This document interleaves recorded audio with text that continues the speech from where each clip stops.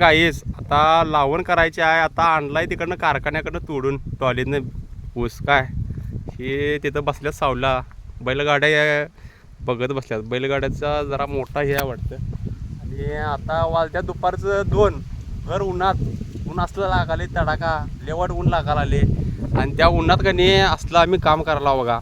त्यामुळं का नाही लावून आता उद्या करायचे आहे. आणि तंबाखू कसा आला बघा. तिथं बुजगाणं लावले. इथं ट्रॅक्टर आहे. ऊस आमचा इकडला कारखान्यात सोडून आणला आहे. आपल्या संग फंटर आपला मित्र खास आहे. आणि इथं टी होती. या टीत का नाही कुठल्या रांड्याच्या दगडच घातलेली. त्याचा एक व्हिडिओ करा नाही हो.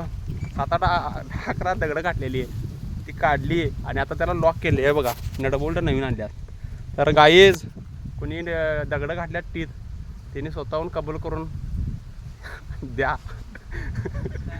ठेवतो. चालतेस नंतर ना पुढच्या ब्लॉगमध्ये भेटूया आपण अशाच शेतातला व्हिडिओ बघण्यासाठी. सपला इशे बघा लागते ओमी ब्लॉग्सचा व्हिडिओ. गावाकडची माहिती पाहिजे असेल तर ओमी ब्लॉग्सला फॉलो करावं लागते.